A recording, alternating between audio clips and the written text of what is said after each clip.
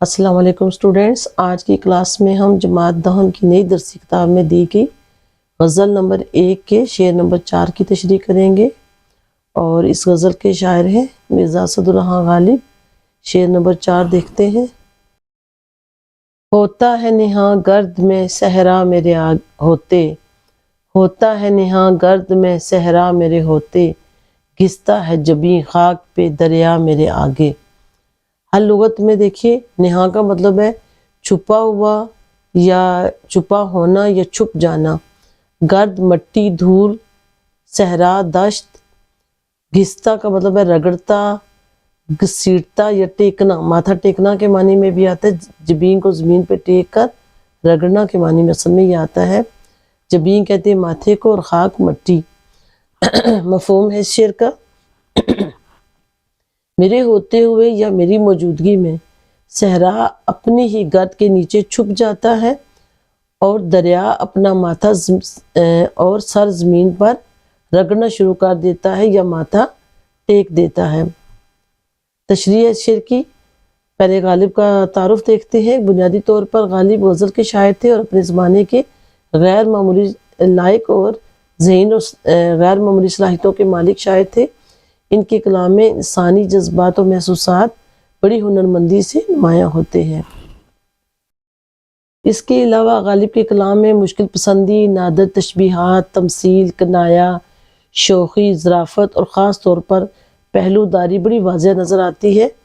اور زیر نظر شعر میں غالب کی خود پسندی اور مغرور طبیعت کی ایک جھلک تو ہے ہی، مگر غالب لفظ میرے آگے استعمال کر کے مقام آدمیت، انسانی ترقی اور بطور عظیم شاعر اپنا مقام بیان کرتا نظر آتا ہے۔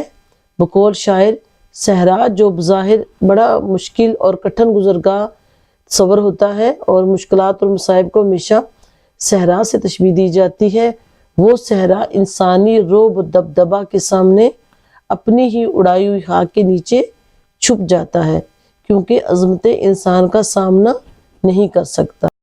اگلے مصرعے میں شاعر کہتا ہے کہ اسی طرح ٹھاٹھے مارتا دریا، جس کو ہر چیز بہا لے جانے کا بڑا گھمنڈ ہوتا ہے دریا کو، وہ انسان کے سامنے اپنا سر زمین پر رگڑنا شروع کر دیتا ہے۔ اور اس کو ہم عام زبان میں یہ بھی کہتے ہیں کہ انسان دریاؤں کا رخ موڑ سکتا ہے۔ تو اسٹوڈنٹ، صحرا کا گرد کے نیچے چھپ جانا، جب گرد اڑتی ہے اور اس کو نیچے نظر نہیں آتا اور دریا کا زمین کی سطح کے ساتھ جڑ کر پھیلنا، یہ قدرتی عمل ہے، لیکن شاعر نے بڑی باریک بینی سے کام لیتے ہوئے یہاں پر صنعت تجسیم استعمال کی ہے، یا ہم اس کو کہتے ہیں شاعر نے تجسیم نگاری کر کے انسان کے مقام و مرتبہ اور ترقی کی طرف اشارہ کیا ہے۔ اور یہاں پہ تجسیم کی میں تھوڑی وضاحت کر دیتی ہوں کہ صنعت تجسیم کیا چیز ہوتی ہے۔ تو اسٹوڈنٹ، تجسیم نگاری سے مراد ہے جس کو آپ انگلش میں پرسونیفیکیشن کہتے ہیں۔ اس سے مراد ہوتی ہے کسی غیر جاندار چیز یا بے جان چیز کی تجریدی، یعنی اس کی ایبسٹریکٹ آئیڈیاز جو ہوتے ہیں اس کو انسان جیسی خصوصیات یا جذبات دینا، تاکہ اسے زندہ اور متحرک محسوس کرایا جا سکے۔ یعنی ہم اس کو یہ کہہ سکتے ہیں کہ جو لیونگ چیزوں کی جو خصوصیات ہوتی ہیں اس کو نان لیونگ چیزوں میں بتانا، اس کو تجسیم نگاری کہتے ہیں یا انگلش میں پرسونیفیکیشن کہتے ہیں۔ تو یہاں پر صحرا کا گرد کے اندر چھپ جانا انسان کی خصلت ہے یا اس کی خصوصیت ہے، اور اسی طرح زمین پر ماتھا گھسنا یا ماتھا ٹیکنا بھی انسان کی خصوصیت ہے۔